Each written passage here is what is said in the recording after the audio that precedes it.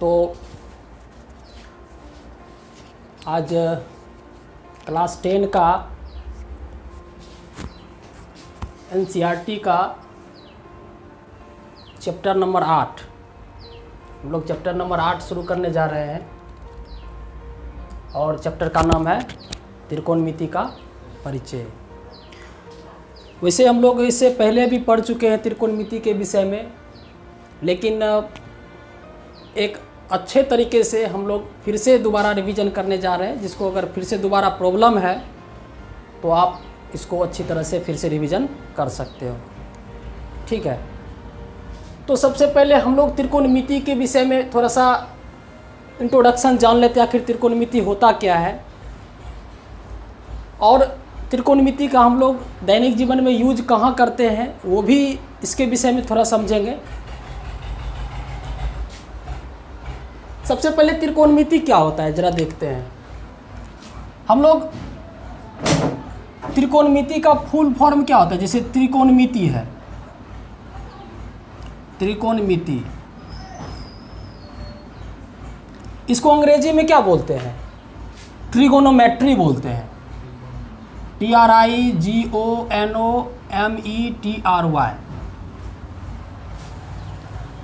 यहाँ से नाम ही है कि त्रि मतलब तीन होता है और ये कोण मतलब कोण होता है और मिति मतलब क्या होता है, मापना होता है।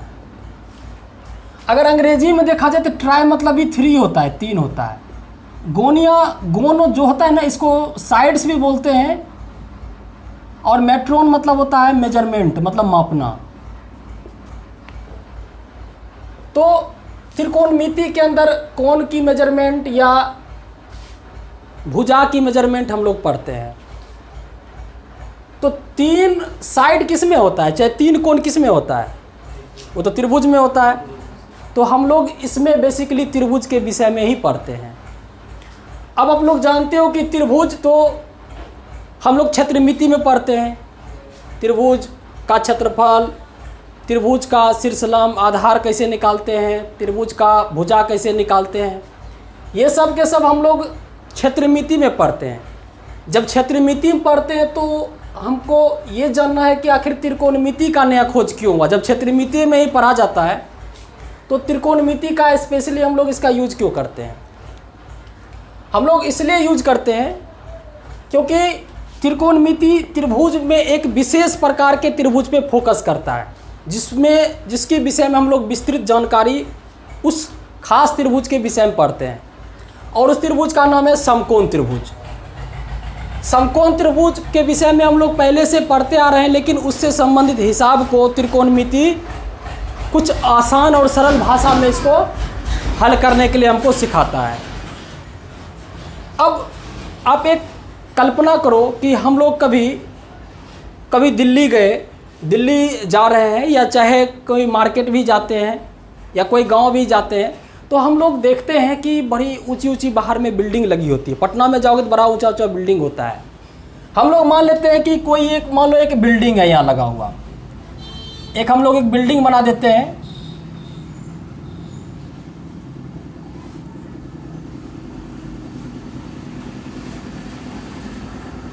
ये बहुत ऊंचे ऊंचे कंपार्टमेंट लगे हुए हैं,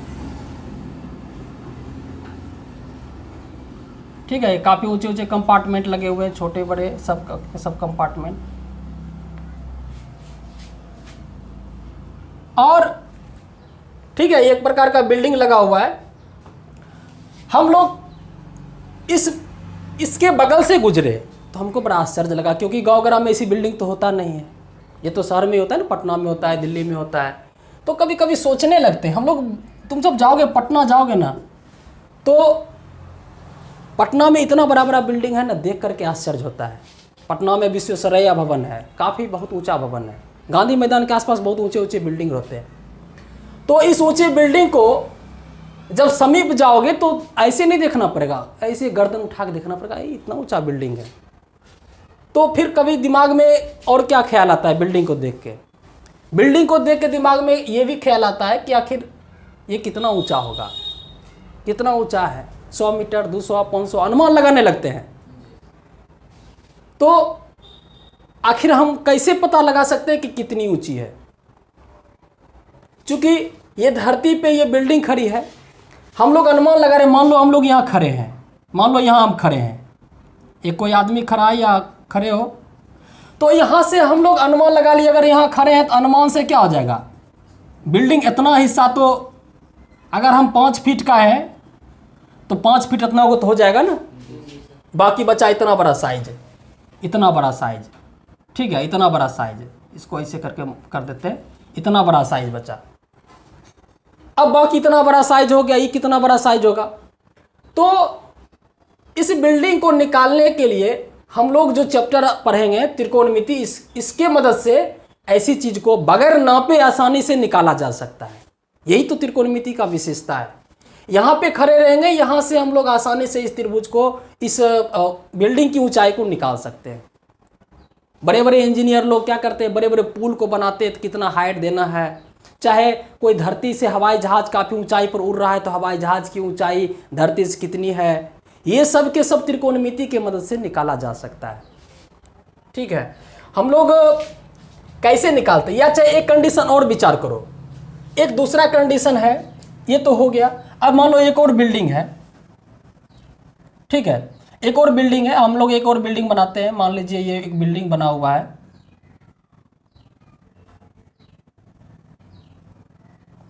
ये भी बहुत बड़ा कंपार्टमेंट है।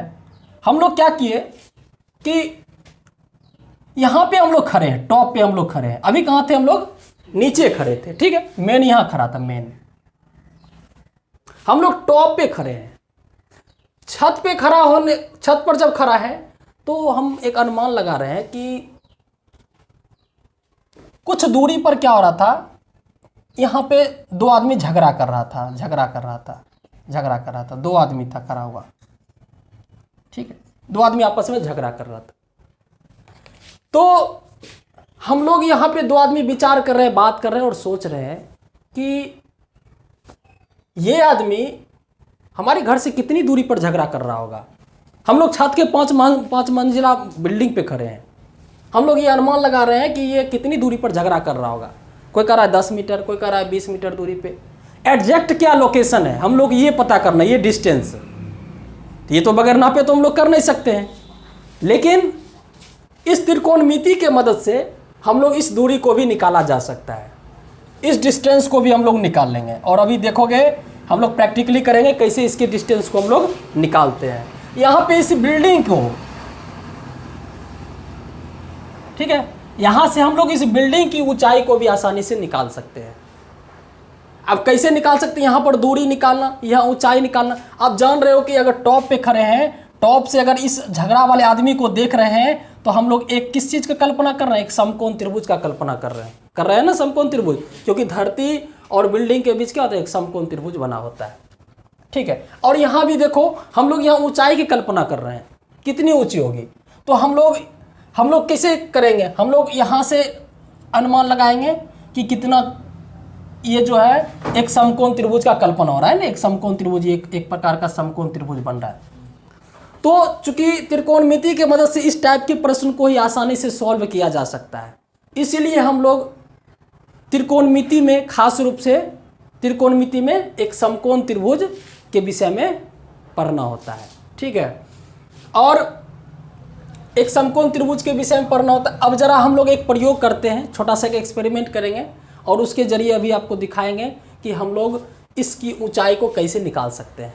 क्या भी अनुमान लगा सकते हैं इसकी ऊंचाई कैसे निकाल सकते हैं, प्रयोग कैसे कर सकते हैं, चाहे इसकी दूरी हम लोग कैसे निकाल सकते हैं। जरा इस चीज़ को अब हम लोग एक प्रयोग के जरिए देखते हैं कि हम लोग इसकी ऊंचाई को कैसे निकाल पाएंगे, ठीक है। हमको इस बिल्डिंग का हाइट पता करने हैं, कितने इसकी हाइट होंगी। तो इसको पता करने के लिए देखो हमने एक इस यंत्र को बनाया है, ठीक है। चूँकि बड़ी बड़ी बिल्डिंग को नापने के लिए, चाहे किसी स्थान से बड़ी डिस्टेंस को नापने के लिए साइंटिस्ट के पास बहुत सारे यंत्र होते हैं, थियोडोलाइट उनमें से एक नाम है। तो उसकी मदद से वो लोग नाप लेते हैं, लेकिन हम लोग छोटा सा एक नमूना बनाए, इसकी मदद से आप लोग छोटा सा कुछ एक्सपेरिमेंट करके आपको दिखा सकते हैं। इसमें हमने क्या किया है कि एक चांद के आकार का डिजाइन लिया, इसमें जो हम लोगों ने 10-10 डिग्री पर लाइन खींच दिया है और ये इसके बीच में एक धागा लगा दिया है, और हम जैसे इसकी हाइट पता करने हैं तो मान लो ये मान लो हम खड़े हैं, ठीक है, हम लोग मान लो ये खड़े हैं, तो ये खड़े हैं तो मान लो हम 5 फीट के हैं, मान लो मेरी हाइट है 5 फीट है, ठीक है। तो यहाँ से अगर हम लोग 5 फीट की डिस्टेंस को नापते हैं, यहाँ से 5 फीट का है, हम लोग क्या करते हैं इस जगह पे रख करके, और हम लोग ये जो छेद देख रहे हैं इस छेद से हम लोग इस बिल्डिंग की चोटी को देखने का ऐसे करके प्रयास करेंगे। देखो अब ये दिख रहा है, इस ढंग से दिखा, तो इस ढंग से देखने का प्रयास करेंगे, इस लाइन के समांतर देखने का प्रयास करेंगे। तो इस हिसाब से अगर आप लोग देखोगे तो यहाँ जो वैल्यू आया है 30 डिग्री, ठीक है, यहाँ कुल मिला के 30 डिग्री, क्योंकि हम लोग यहाँ से स्टार्ट किए थे। देखो यहाँ से हम लोग स्टार्ट किए 0 से, यहाँ से इसके बराबर में ना, अब हम लोग ऐसे करके खड़ा करने का प्रयास किए, ऐसे इसके बराबर में कुल मिला के 30 डिग्री आ गया। तो इसका मतलब ये जो एंगल बन रहा है ये 30 डिग्री का बन रहा है। अब बच्चों आप लोग समझे कि अगर ये एंगल आपका 30 डिग्री का बन गया तो बताइए कि टोटल बिल्डिंग की हाइट क्या होगी।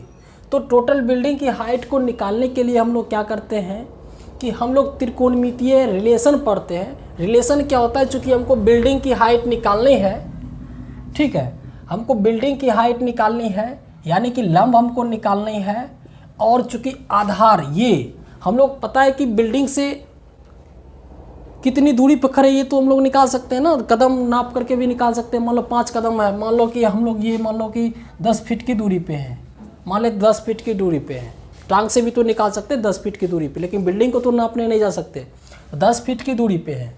तो इस हिसाब से हम लोग क्या करेंगे कि ये अगर 10 फीट का है तो अगर इस समकोण त्रिभुज में देखा जाए, इस समकोण त्रिभुज में देखा जाए तो इसमें ये लंब हो गया और ये इसका आधार होता है। हम लोग क्या करते हैं त्रिकोणमिति निकालने के लिए लंब आधार के बीच एक अनुपात लेते हैं, और अनुपात क्यों लेते हैं यही त्रिकोणमिति में हम आपको बताने वाले हैं। चूँकि हम लोग पहले बता दिए कि ये चीज़ थोड़ा आगे समझा जाता है, लेकिन हम लोग इसका मान निकाल करके बता देते हैं तो फिर इसके जनरली वर्ड को हम लोग समझेंगे। अगर कोई प्रॉब्लम हो तो कोई बात नहीं, अभी ये मत समझना कि हम लोग नहीं समझे, तो फिर आगे आपको जब बढ़ेंगे तो समझा दिया जाएगा, ठीक है। अभी हम लोग केवल इतना जान लो कि इसकी मदद से हम लोग त्रिकोणमिति मदद बिल्डिंग की ऊंचाई को निकाल सकते हैं। कैसे निकालते हैं यही चीज़ हम लोग बता रहे हैं।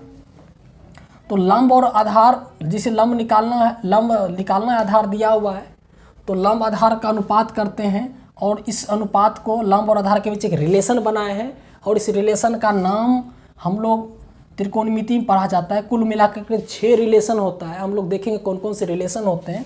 तो उस रिलेशन का नाम है tan, और tan के साथ में यहाँ 30 डिग्री लगा हुआ है, तो 30 डिग्री हो गया।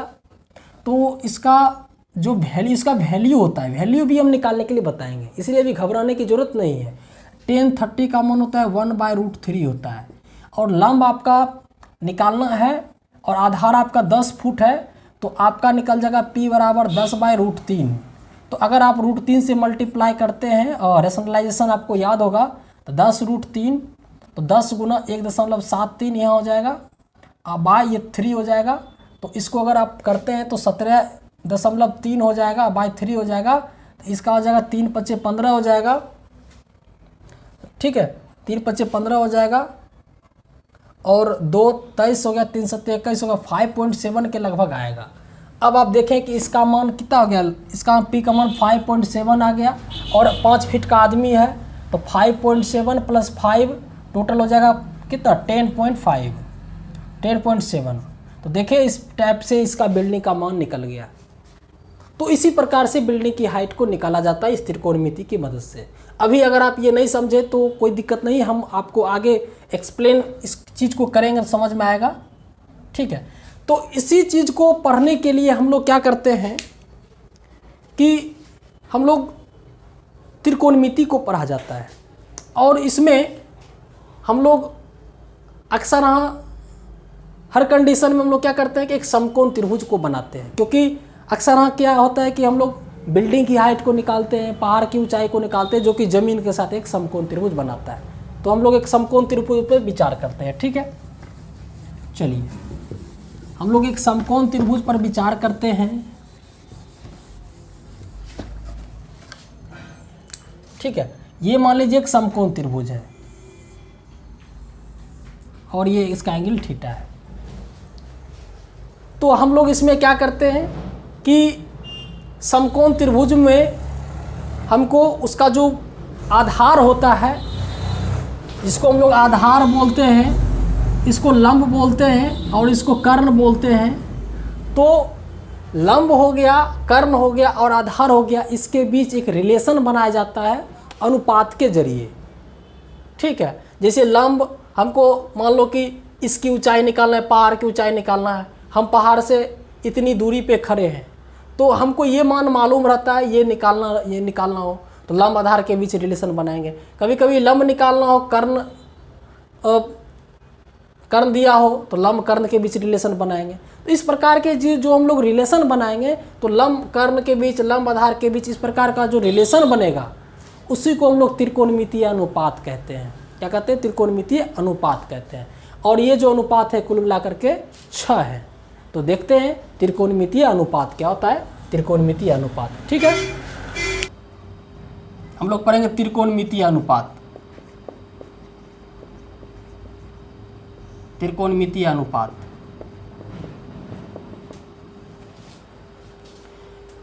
त्रिकोणमितीय अनुपात क्या होता है? त्रिकोणमितीय अनुपात होता है कि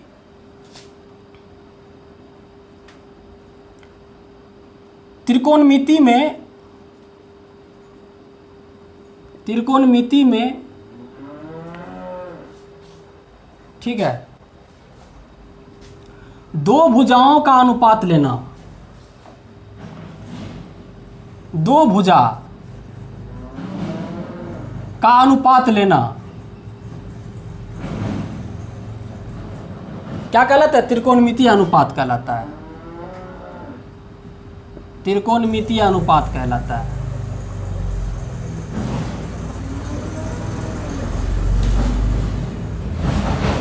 दो भुजा का अनुपात ले लेंगे। जैसे अब इसमें कोई भी, जैसे ये एक समकोण त्रिभुज है, इस समकोण त्रिभुज इसको क्या बोलते हैं? इसको बोला जाता है लंब। इस नीचे वाला को क्या बोला? आधार। इसको क्या बोला जाता है? कर्ण बोला जाता है, कर्ण। ठीक है, तो लंब क्या होता है कि जिस एंगल के विषय में चर्चा किया जाए उस एंगल के जो सामने की भुजा होता है उसको क्या बोलते हैं? लंब बोलते हैं। सम्मुख भुजाएं को लंब बोलते हैं। और कर्ण तो आसानी से पता रहता है क्योंकि कोई भी समकोण त्रिभुज की जो तिरछी भुजा है वो क्या होगा? कर्ण होगा। और जो नीचे का जो जिस पे जो जमीन है, नीचे का हिस्सा है, उसको हम लोग क्या बोलते हैं? आधार बोलते हैं। आधार बोलते हैं।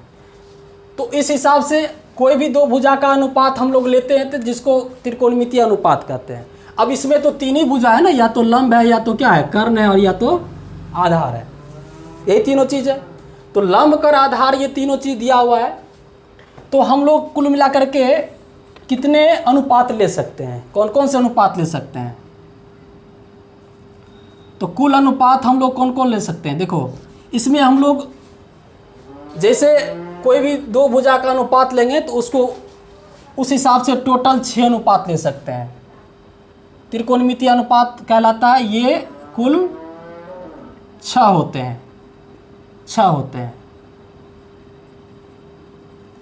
कौन कौन से अनुपात होंगे? जैसे पहला अनुपात का नाम क्या रखा गया? पहला अनुपात का नाम रखा गया, जैसे नाम रखा गया कोण। जैसे यहाँ पर एंगल दे दे, थीटा दे दे, ठीक है, कोण थीटा के लिए, कोण थीटा के लिए, कोण थीटा के लिए सबसे पहला अनुपात है जिसको बोला गया साइन, SIN, साइन। दूसरा अनुपात क्या है?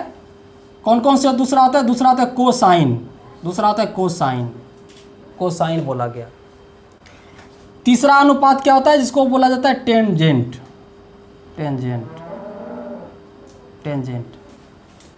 चौथा अनुपात क्या बोला गया? चौथा अनुपात बोला जाता है कोटेंजेंट। इसको क्या बोला? Cotangent, cotangent. उसके बाद बोला जाता है सेकेंड, कोसेकेंट। और छठा बोला जाता है सेकेंड। तो कितने कुल अनुपात हो गए? 1 2 3 4 5 6 अनुपात होता है। और इसी को हम लोग शॉर्ट में क्या बोलते हैं, इसी को बोला जाता है शॉर्ट में SINE के बदले बोला जाता है SIN, और ई को हटा करके हम लोग एंगल को लगा देते हैं। एंगल से हमको पता चलता है कि इस एंगल के विषय में क्या हुआ, लंब हुआ, तो हम लोग इसको हटा क्या बोलते हैं, साइन थीटा, शॉर्ट में हम लोग बोलते हैं साइन थीटा। और कोसाइन को भी बोलते हैं, इसको क्या बोलते हैं शॉर्ट में कॉस, खाली कॉस बोला है इसको थीटा। ये इसका क्या है, संक्षेप रूप है, ठीक है। इसका ये दोनों विस्तार रूप था। इसको क्या बोला जाता है शॉर्ट में, टेन थीटा, इसको बोला जाता है टेन थीटा। इसको क्या बोला जाता है, कॉसेक थीटा, इसको कॉसेक, और COSE कॉसेक है ना, इसको हटा दिया तो कॉसेक थीटा निकल गया। इसको क्या बोला जाता है, सेक थीटा, और इसको क्या बोला जाता है, कॉट थीटा। सबका शॉर्ट रूप है। पूरा नाम साइन का SINE होता है, कोसाइन का COSINE होता है, और टेन थीटा इसका क्या होता है, टेंजेंट का पूरा नाम, इसका शॉर्ट नेम टेन थीटा होता है। और ये दोनों किसके किसके बीच रिलेशन बताता है। अगर हमको लंब ये साइन थीटा निकालना हो तो ये बताता है, जैसे अगर हम इसको लंब बोलते हैं, लंब को अंग्रेजी में क्या बोलते हैं, परपेंडिकुलर बोलते हैं ना, परपेंडिकुलर बोलते हैं। तो अंग्रेजी में शॉर्ट नेम इसका क्या हो गया, P हो गया। इसको क्या बोलते हैं, आधार बोलते हैं, जिसको हम लोग क्या बोलते हैं, बेस, तो इसका सिंबल क्या हो गया, B हो गया। इसको कर्ण बोलते हैं, हाइपोटेनियस, इसको हम लोग क्या बोलते हैं, H बोलते हैं, ठीक है। तो इस हिसाब से हम लोग इसको जो साइन थीटा, जो साइन हो गया, ये किसका किसका अनुपात बताता है, ये बताता है हमेशा परपेंडिकुलर और हाइपोटेनियस का बताता है। ये चीज़ याद रखना पड़ेगा, दोनों के बीच अनुपात है। जो 6 रिलेशन है किसके किसके बीच अनुपात बतला रहा है, तो लंब और कर्ण के बीच अनुपात क्या बतलाता है, साइन बतलाता है। कोसाइन क्या होता है, कोसाइन जो ये जो बतलाता है, ये बतलाता है बेस और हाइपोटेनियस के बीच बतलाता है। ये बेस और हाइपोटेनियस के बीच बतलाता है, जिसको हम लोग क्या बोलते हैं, कॉस नाम रखा गया है। टेंजेंट ये क्या होता है, ये जो होता है परपेंडिकुलर और बेस को बतलाता है। परपेंडिकुलर और बेस के अनुपात को टेंजेंट कहा गया है। उसके बाद कोट टेंजेंट और कोटेंजेंट। कोटेंजेंट क्या होता है, अब यहाँ पे हम लोग जान गए कि देखो, चूंकि परपेंडिकुलर, हाइट और बेस, त्रिकोणमिति में तो एक लंब होता है और बेस होता है और हाइट, तीन ही चीज होता है ना, ये तीन चीज होता है। तो अब जब चूंकि परपेंडिकुलर, बेस, हाइट का सब के सब आ ही गया, तो अब इधर क्या करते हैं, इधर बाकी तीन जो रिलेशन होता है इसी को उल्टा कर दिया जाता है। PH है तो इसको क्या बोला जाता है, H और P बोला जाता है, H/P कर दिया। कोसाइन B/H होता है, इसको क्या कर दिया, H/B कर दिया। और टेन का P/B है तो इसको क्या कर दिया, B/P कर दिया। तो यही मेरा क्या होता है, 1 2 3 और 4 5 6 प्रकार का रिलेशन होता है, और इसी रिलेशन को याद रखेंगे। अब मान लो कि कभी हमको ये पूछ दे कि मान लो कि कोई लंब अगर 5 दे दे, सॉरी यहाँ अगर मान लो कि ये 3 दे दे, लंब 3 है, बेस 4 है और कर्ण 5 है, तो आप तो जानते हो कोई भी समकोण त्रिभुज में तो वैसे भी लंब 3 और बेस 4 हो तो कर्ण 5 हो, क्योंकि एक पाइथागोरीय त्रिक है। पाइथागोरीय त्रिक में होता है ना, 3 लंब हो 4 आधार हो तो कर्ण कितना होगा, 5 ही होगा। यहाँ से अगर मान लो कि आपको यहाँ से आपको कह दे कि साइन थीटा का मान निकालो, तो आप यहाँ से साइन थीटा का मान निकाल सकते हो। साइन थीटा का मान क्या हो जाएगा, साइन थीटा P/H होता है, आराम से निकाल सकते हो। P/H, P की मान 3 है और H का मान कितना है, 5 है। देखो यहाँ से आराम से मान निकल जाता है। कॉस का मान कहे तो कॉस का मान आसानी से निकाल सकते हो, क्या होता है, B/H। तो B यहाँ पर कितना है, 4 है, और H कितना है, 5, 4/5 हो गया। टेन भी निकाल सकते हो। टेन का क्या होगा, टेन का क्या, P/B है, तो P का मान कितना हो गया, 3 है, और B का मान कितना है, 4 है, 3/4 हो गया। साइन कॉस टेन निकल गया। यही अगर कॉसेक का मान कहे, साइन कॉस टेन हो गया। यहीं पर अगर कॉसेक का मान अगर निकालना चाहे, कॉसेक का मान, तो क्या हो जाएगा, H/P। कॉसेक का क्या होता है, H/P मतलब साइन का उल्टा होता है। तो यहाँ पे क्या हो जाएगा, H/P है और H का मान यहाँ कितना है, 5 है, और P का मान कितना, 3 है, 5/3। सेक का मान क्या होगा, सेक थीटा का मान क्या होगा, तो सेक थीटा का मान, इस सेक का क्या मान होता है, यहाँ से सेक का होता है h बटे बी होता है। h का मान कितना है, 5 है, और b का मान कितना है, 4 है। ठीक है, और कॉट थीटा का मान क्या होगा, कॉट का मान होता है b बटे पी। यहाँ देखो कॉट यहाँ पर दिया हुआ है b बटे पी, b का मान 4 है और p का मान कितना है, 4 बटे 3 है। तो इस हिसाब से निकाल सकते हैं, लेकिन इस हिसाब को इसको निकालने के लिए तो हमको सूत्र तो याद होना चाहिए ना। सूत्र साइन का सूत्र p बटे एच, कॉस का सूत्र b और h का अनुपात है, टेन का सूत्र होता है p और h का अनुपात है, कॉसेक है h और p का रिलेशन है, सेक है h और b का रिलेशन है, कॉट है b और p का रिलेशन है। तो जरा हम लोग इस सूत्र को याद करना पड़ेगा और इस सूत्र की मदद से आप लोग आसानी से इस हिसाब को बना सकते हैं। ठीक है, तो हम लोग जरा देखते हैं कि आखिर इस सूत्र को याद करने का कोई ट्रिक है। एक बेहतरीन हम लोग ट्रिक देखते हैं, देखो कैसे हम लोग याद कर सकते हैं इसको।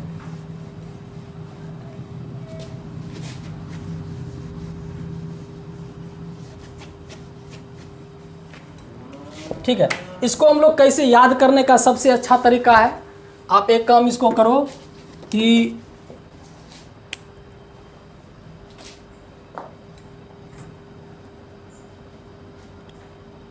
ऐसे करके एक फॉर्मूला हम लोग बनाते हैं,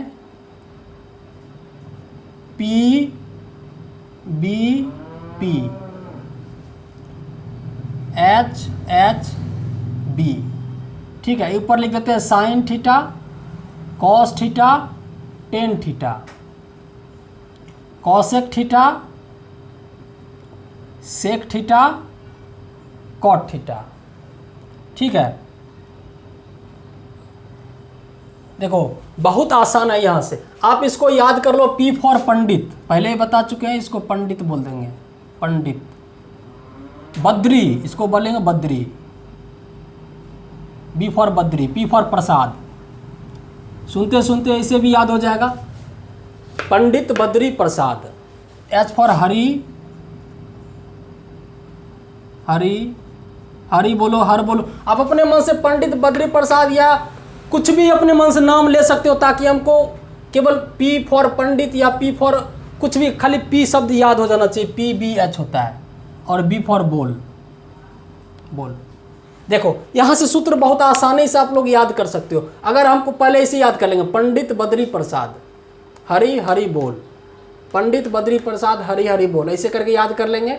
और एक चीज़ याद रखेंगे कि साइन कॉस टेन, ऊपर में साइन 3 शब्द ले लेंगे, साइन कॉस टेन ऊपर में ले लेंगे, साइन कॉस टेन।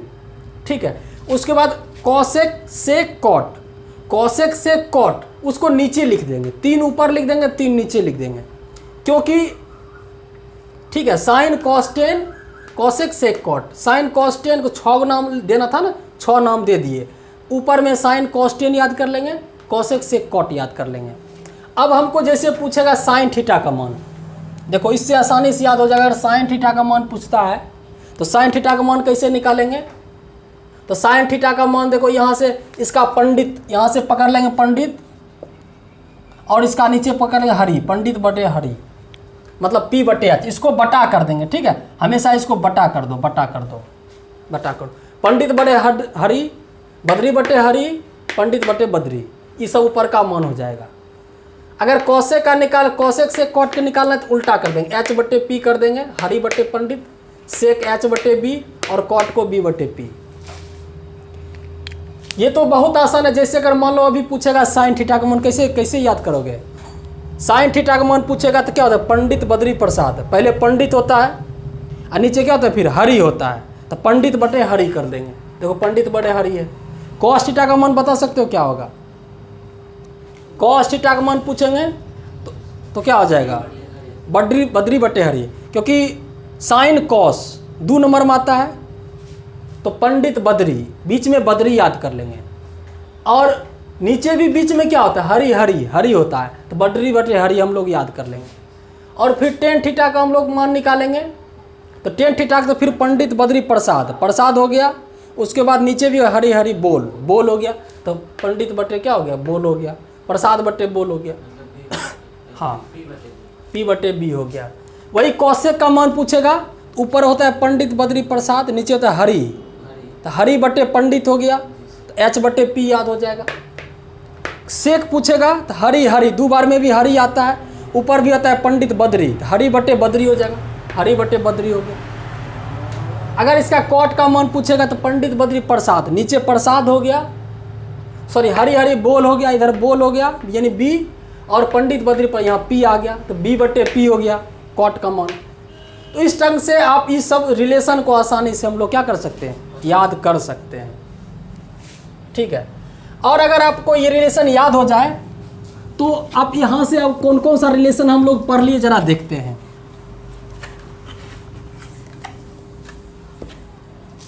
हम लोग कौन कौन सा रिलेशन पढ़ लिए। सबसे पहले पढ़ लिए साइन थीटा बराबर क्या जान गए, पी बटे एच, पंडित बटे हरी। जरा फॉर्मूला बोलते जाना, कॉस थीटा बराबर क्या हो जाएगा, बी बटे एच,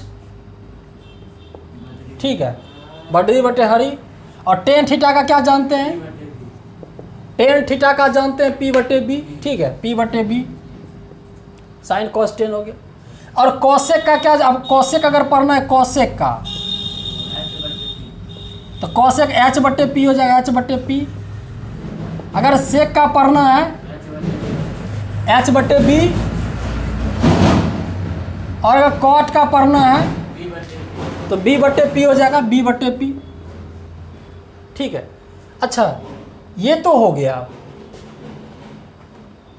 अब एक चीज़ देखो, यहाँ से आप लोग कुछ नया नया फॉर्मूला को ला सकते हो। जरा अगर नहीं समझो तो इसको एक बार और अच्छी तरह से समझ लो। जैसे यहाँ देखो क्या लिखा हुआ है, P और H लिखा हुआ है, तो यहाँ पर P और H लिखा हुआ है, और यहाँ क्या लिखा है, H और P लिखा है। अगर सोचो कि अगर हम साइन को कॉसेक से गुना कर देंगे तो क्या होगा, साइन को कॉसेक से गुना कर देंगे तो क्या होगा। देखो साइन है P बटे H और कॉसेक क्या है, H बटे P, यही है ना। ये कट जाएगा तो क्या आ जाएगा, 1। तो साइन को कॉसेक से गुना करने पर क्या आ गया, 1 आ गया। और क्या क्या आ सकता है, देखो समझ रहे हो ना, साइन का उल्टा कॉसेक होता है, साइन के ठीक नीचे कॉसेक है, तो इसके नीचे जो होता है उसी को गुना करेंगे, 1 आ गया। अच्छा अब कॉस को किससे गुना करेंगे, सेक से। अगर सेक से गुना करो तो कॉस का क्या है, बी बटे एच, और सेक का क्या है, एच बटे बी। देखो इसको अगर गुना करेंगे तो क्या हो जाएगा, 1 हो जाएगा। और टेन का क्या होता है, टेन थीटा अगर कॉट थीटा से गुना करो तो टेन थीटा का पी बटे बी और कॉट थीटा का बी बटे पी। देखो ये कट गया, इसका मान क्या आ गया, 1 आ गया।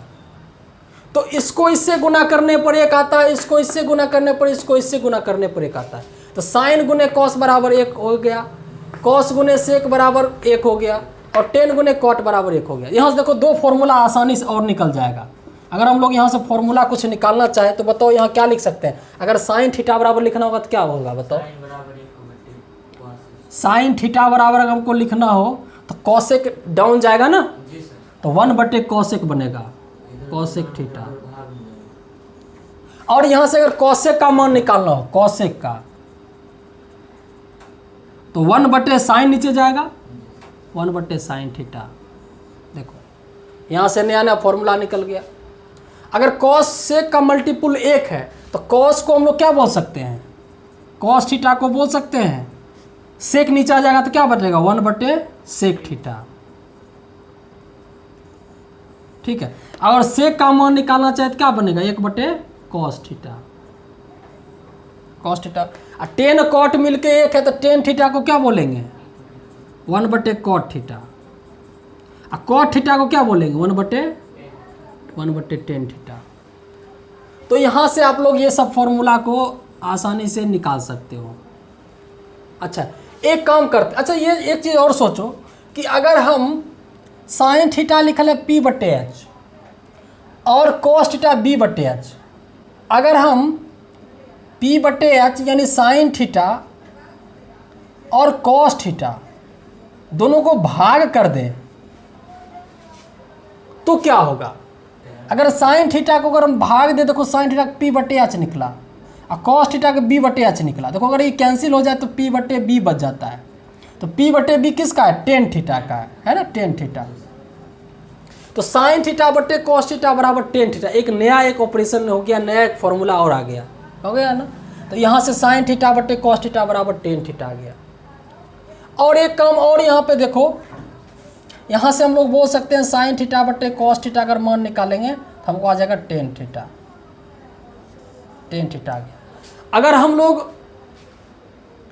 अब हम लोग कॉस को ऊपर लिखें, कॉस थीटा को ऊपर लिखें और साइन थीटा को नीचे लिखें, तो कॉस थीटा क्या लिखा हुआ है बी बटे एच, और साइन थीटा क्या लिखा है पी बटे एच। अगर इसको देखो अगर काटते हैं तो बी बटे पी निकलता है। तो बी बटे पी किसका होता है, कॉट थीटा का होता है, कॉट थीटा। बी बटे पी देखो इसका यहाँ पर लिखा बी बटे पी, तो कॉस थीटा बटे साइन थीटा बराबर क्या निकल गया, कॉट थीटा निकल गया, बराबर कॉट थीटा। तो इतने सारे फॉर्मूला अगर शुरू में अगर याद कर लेते हो, ये तो केवल इसको याद करना है। इसके बाद अगर यहाँ देखो साइन थीटा कॉसेक थीटा दिया हुआ, अगर दोनों को मल्टीपुल किए तो एक आया। आपको याद रखना है कि sine theta cos theta tan theta cosec sec cot, तो साइन के नीचे कॉसेक होता है तो साइन कॉसेक का मल्टीपुल एक बनेगा, ठीक है। कॉस और सेक उल्टा होता है, कॉस का भी बी बटे एच होता है और सेक का होता है एच बटे बी। तो साइन कॉस और सेक उल्टा होता है तो कॉस सेक का मल्टीपुल क्या हो गया, एक हो गया। उसके बाद टेन का पी बटे बी होगा और कॉट का बी बटे पी होगा। तो कॉट का बी बटे पी होगा तो क्या होगा, टेन और कॉट मिलकर के एक बन गया। तो जब साइन कॉसेक मिलकर एक बना तो साइन बराबर क्या होगा, वन बटे कॉसेक होगा, और कॉसेक होगा तो वन बटे क्या होगा, साइन हो जाएगा। कॉस और सेक मिलकर एक बना तो कॉस बराबर क्या हो गया, एक बटे सेक हो गया, और सेक का तो एक बटे क्या हो गया, कॉस आ गया। टेन और कॉट मिलकर एक बनता है तो टेन बराबर क्या होगा, वन बटे कॉट हो जाएगा, और कॉट बराबर क्या होगा, वन बटे टेन हो जाएगा। तो इस हिसाब से आपको ये सब फॉर्मूला अगर अच्छी तरह से याद कर लेते हो। यहाँ दो फॉर्मूला और है, अगर साइन का पी बटे एच होता है, कॉस का बी बटे एच होता है, तो साइन थीटा कॉस थीटा को अगर भाग करते हो तो यहाँ कट के देखो एक पी बटे बी आ गया और पी बटे बी टेन का है तो टेन का आ जाएगा, ठीक है। और कॉस का अगर साइन से भाग देते हो कॉस का क्या हो जाएगा, बी बटे एच है, और साइन का क्या है पी बटे बी बटे एच, पी बटे एच के हल्के तो पी बटे बी आ गया जिसका मन क्या कॉट थीटा हो गया। तो यहाँ से हमको कॉट थीटा निकल गया। तो इन सारे सूत्र को अच्छी तरह से अगर याद कर लेते हो तो चैप्टर आसानी से बन जाएगा, ठीक है।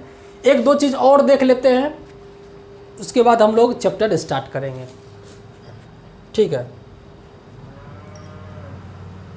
इसको मिटा देते हैं, पहले से तो इसे नोट है।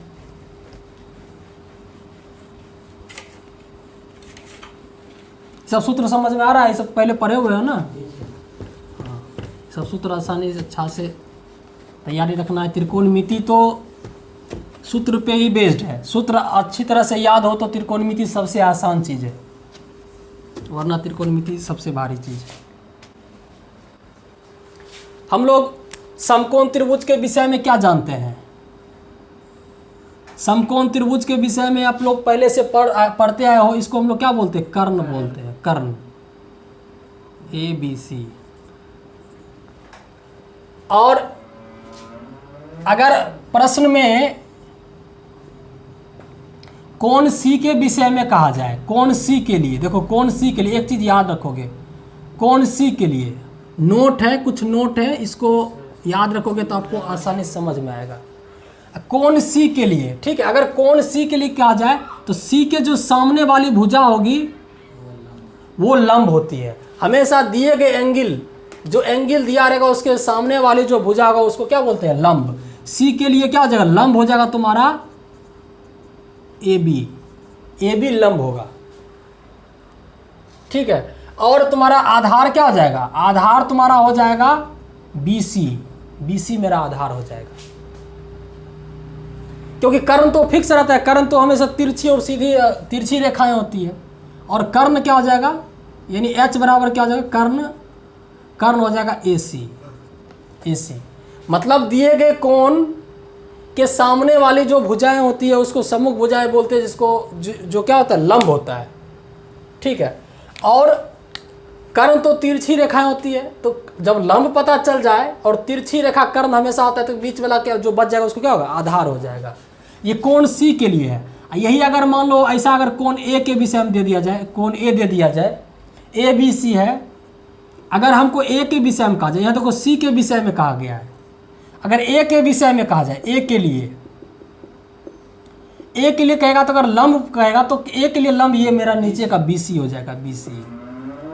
अगर आधार कहेगा अगर आधार कर्ण तो ए सी फिक्स है, और आधार कहा जाए तो ए बी हो जाएगा, ए बी मेरा आधार हो जाएगा, ए बी मेरा आधार हो जाएगा। कर्ण इसके लिए क्या होगा, कोण ए के लिए लंब यही ना होगा, बी सी हो जाएगा, और आधार हो जाएगा ए बी, सॉरी आधार हो जाएगा ए बी, हाँ, और कर्ण हो जाएगा ए सी हो जाएगा, यही ना हो जाएगा, कर्ण हो जाएगा ए सी। कोण दिए गए कोण के सामने की भुजा को लंब कहेंगे, और बी जो मेरा बेस यानी आधार जो होगा वो जब इधर ये लंब हो गया और ये हमेशा कर्ण होता है तो क्या बच जाएगा, ए बी आधार बच जाएगा, और एच क्या हो जाएगा, ये एच मतलब कर्ण, ये मेरा कर्ण हो जाएगा। तो ये चीज़ नोट में याद रखना है। और एक चीज़ और, हम लोग पाइथागोरस का सूत्र पढ़ चुके हैं। कोई भी समकोण त्रिभुज हो तो समकोण त्रिभुज में आप क्या पढ़ चुके हैं, जो ए सी स्क्वायर बराबर, ए सी स्क्वायर बराबर, ठीक है। ए सी को अगर हम लोग एच बोले, इसको अगर कर्ण बोले, इसको अगर लंब बोले, इसको अगर बेस बोले, मान लो कोण सी के लिए ही चलते हैं, तो हम लोग क्या पढ़े हैं, जो एच स्क्वायर बराबर क्या होता है, एच स्क्वायर कर्ण स्क्वायर बराबर P square plus B square, यही पढ़े हैं ना। यहाँ से अगर हम लोग यही पढ़े हैं, मेन फॉर्मूला यही पढ़े हैं। यहाँ से अगर मान लो कभी कभी अगर एच का मान निकालने के लिए कहे तो हम लोग क्या करते हैं, स्क्वायर को हटाएंगे तो रूट चढ़ जाएगा, P square plus B square. अच्छा, अगर p का मान निकालने के लिए दे तो बी स्क्वायर को उधर करोगे, H square minus B square हो जाएगा, इस रूट भी चढ़ेगा ना, ये रूट भी चढ़ जाएगा अगर p का मान निकाले। अच्छा, b का अगर मान निकालेंगे तो क्या हो जाएगा, अगर b का मान निकालते हैं, हाँ, तो एच स्क्वायर ये हो गया, अब पी स्क्वायर अगर इधर जाएगा तो पी स्क्वायर हो जाएगा और रूट चढ़ जाएगा, ये सब हो गया। ये जो फॉर्मूला है हम लोग 7 8 9 से शुरू से ही पढ़ते आ रहे हैं अलग अलग क्लास में, तो इन सारे फॉर्मूला को याद रखोगे तो 8.1 अब आसानी से बनेगा। एक क्वेश्चन देख लेते हैं, बाकी तब हम लोग कल देखेंगे, ठीक है। चलिए,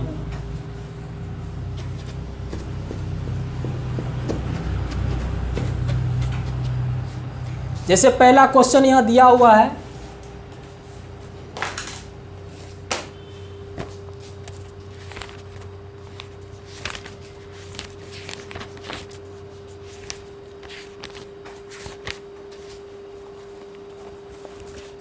लिखा है कि एक त्रिभुज ABC में जिसका कोण B समकोण है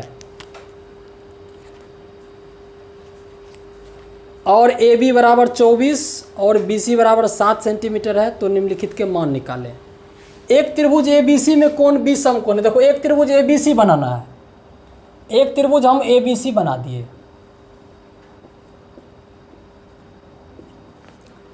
और उसमें क्या कहा, कोण B को समकोण का, ये मेरा कितना दे दिया, 90 डिग्री का है।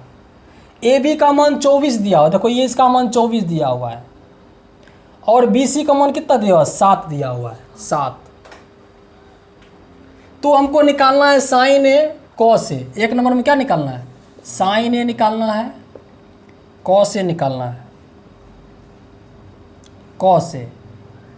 2 नंबर में कह रहा है साइन सी निकालना है और कॉस सी निकालना है, कॉस सी निकालना है, यही मान निकालना है। तो हम लोग आसानी से निकाल देंगे। साइन ए बराबर क्या होता है, लंब बटे कर्ण। अभी हम लोग याद करोगे लंब बटे कर्ण, यानी P बटे एच होता है, P बटे एच होता है। तो P बटे एच निकालेंगे तो P का मान कितना हो गया, एक साइन ए का रहा है ना, ए मेरा यहाँ है, ठीक है। अगर ए यहाँ है तो मेरा इसके लिए लंब क्या हो जाएगा, इसके सामने वाला लंब होता है ना 7 बटे एच। एच तो दिया हुआ है नहीं, तो बगैर एच का तो अब निकाल नहीं सकते हो। देखो यहाँ क्वेश्चन फंस गए। कॉस ए बराबर बी बटे एच होता है, तो बी इसका ए के बदले अगर लंब हो गया, यही ना बेस हुआ 24 बटे एच तो है नहीं। तो मेरा काम सबसे पहले क्या, एच निकालना है ना, एच निकालना। तो यहाँ सबसे पहले हम लोग एच निकाल लेते हैं। एच बराबर क्या जानते हो, कर्ण बराबर रूट अंडर क्या होता है, P square plus B square.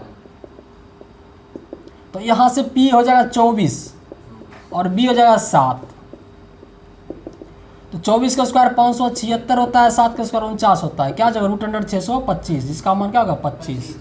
तो इसका मान आ गया 25, एच का मान देखो 25, अब यहाँ आराम से 25 बैठा देंगे, इसका मान 25 आ गया, तो यहाँ पे हम लोग क्या किए 25 बैठा दिए, ठीक है, 24/25 आ गया।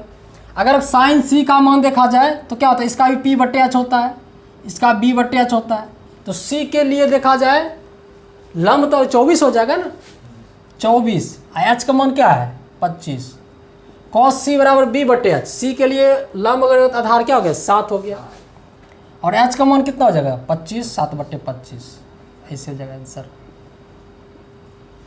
ये हो जाएगा।